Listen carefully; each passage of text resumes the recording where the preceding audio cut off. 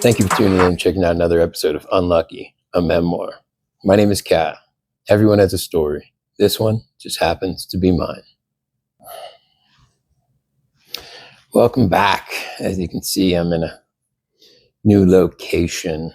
I'm filming this while on what might be the first planned vacation of my adult life.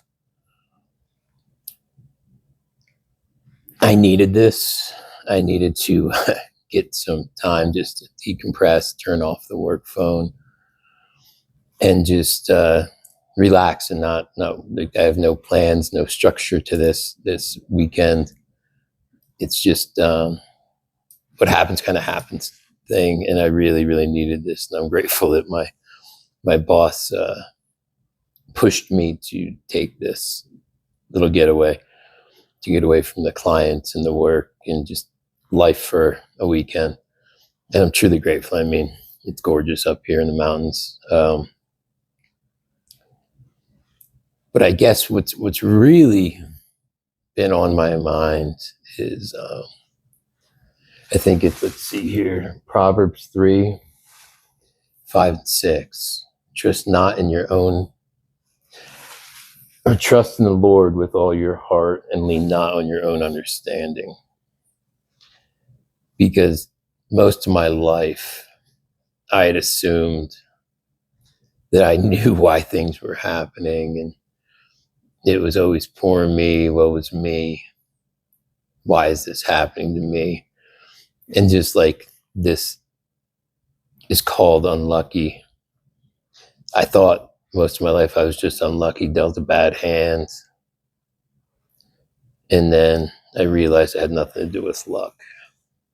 There was a plan in the works, a path set before me, and it was up to me to try to follow it to the best of my ability.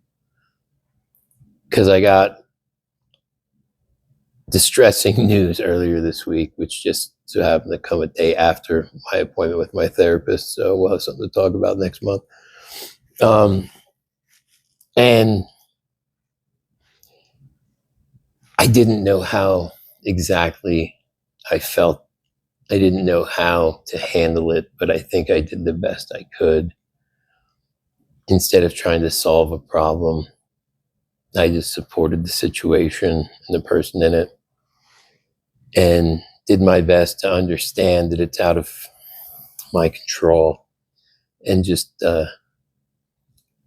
pray about it and hope it works out and has the best possible outcome. And regardless, it's going to go the way it's supposed to go. That doesn't make it any more uncomfortable. And I had to be an adult and make an uncomfortable decision, and back that decision of the other person, no matter how it made me feel. Because I've mentioned multiple times on here that my heart, my emotions are going to lie to me. They're going to want me to react. And 99.9% of the time when I react, I'm wrong. And so I had to sit in it and kind of hear them out. And ultimately we decided what the best solution would be. They had already pretty much set that on their end. And I think it helped with the confirmation coming from me that I agreed with that and would totally support that decision. And hopefully the other person involved just does what they need to do and doesn't have to get to the point of the consequence of poor decisions. But if they don't, and they end up having to deal with the consequences of the poor decisions, like I said, I hope, unlike myself, that they learn from the consequences early enough where they don't have to keep repeating this pattern for 30 years the way I did. I really want to see this person thrive and succeed. And I get it. I know I'm being vague, but I really don't like to put other people's situations out into the ether as I am okay with doing with mine, because they're mine and I've processed them, and it's my decision. So I'm not going to do that with other people. I'm sorry that I'm so vague, but I really pray for this person and hope they figure it out long before I did, because I learned through painful trial and error, right and wrong, and I don't recommend that. But trusting not in my own understanding, that goes with Romans 5:3, where it's we glory in our suffering because our suffering creates perseverance, perseverance character, and character hope. And that's what really, that was a big turning point in my life when I read that. I was staying in a men's shelter at the time, surrounded by hundreds of other men, where you're supposed to suck it up and not show any emotion. Well, I read that verse and I started crying and had to put my Bible down for a couple of days just because I had to process that. But in hindsight, realizing that my whole life leading to this point wasn't mistakes, it was situations that I needed to learn from and figure out moving forward how to be a better person, how to act, how not to repeat those situations over and over again in my life. So it was a really big growing and learning experience, understanding that everything in my life was not for nothing, because I used to think that I threw my life away, wasted my life, and nothing was ever going to come of it, and I was never going to be more than a worthless junkie who would never be a part of society ever again. But going through all that put me in position to be the person I am today, and hopefully the person I am today is helping people. And there was a really great moment for me on Thursday when we were having community for our participants, for our clients.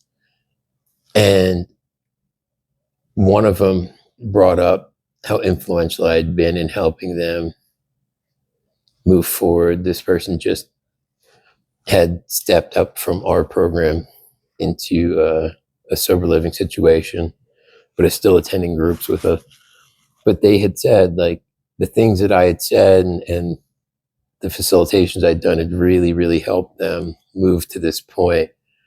And then other people in the room started chiming in, no, you really do. Things you say and the way you act really benefits and helps us. And then I had a coworker Thursday after group. I had to have coworkers come to the house so I could walk them through the process of what rules are in the house and stuff, because they're going to be covering for me this weekend. And we started talking about that. And my coworker really complimented me with my morals and ethics and the way I carry myself. And I don't do this stuff for accolades, like I said before, but they don't hurt. It always feels good to be told that you're doing something right and people are benefiting from it.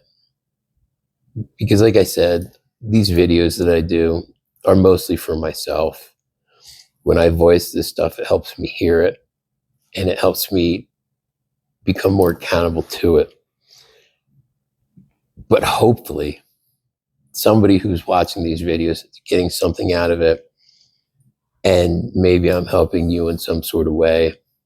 And that's why I always ask, like, share, subscribe, all that stuff, just because I want this to get to as many people as possible.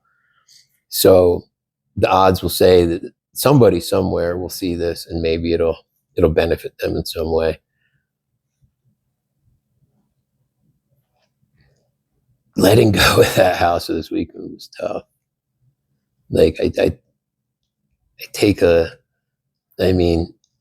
started that program over there, that house, and it's kind of like my baby, I guess, but I need to be able to surrender that and understand that that too is out of my control. And I need to be able to step away from myself because it was getting mentally taxing, physically taxing, as far as not getting enough sleep. And, but so I needed this pause, this refresh, this reset, so I could come back in and continue to do the work that I've been doing to the level that I want to hold myself to. And this has been an amazing journey. To be, like I said, to be sitting here right now is awesome to me. Like I never in my wildest dreams thought I'd be sitting where I am with the life that I have. Like I remember praying to God that I did not believe in, let me die every day, just because I didn't want the misery of waking up again to the pitiful excuse for the life that I was existing in. It seemed doomed. It seemed over. But if I can show anything to the world, anything is possible, because believe me, I was counted down and out. Statistics say I shouldn't be here. I shouldn't still be alive, but I am, and I'm thriving. And it's because of the communities I'm a part of, the faith that I've grown in my life, the co-workers that support me and see things in me that some days I can't even see. So with that, I want to let you all know again, I'm truly grateful for those who do hang out and watch my videos every week and come along in this journey with me, because it's been a journey, and I hope it's not near over yet. I want that goalpost to keep moving. I want to keep struggling and striving for something better. And thank you again for checking out my videos. Please like, share, subscribe, all that stuff that gets the algorithm going. So maybe this can get in front of some more eyes. And with that, I'm going to go enjoy the rest of my vacation. Catch y'all next week.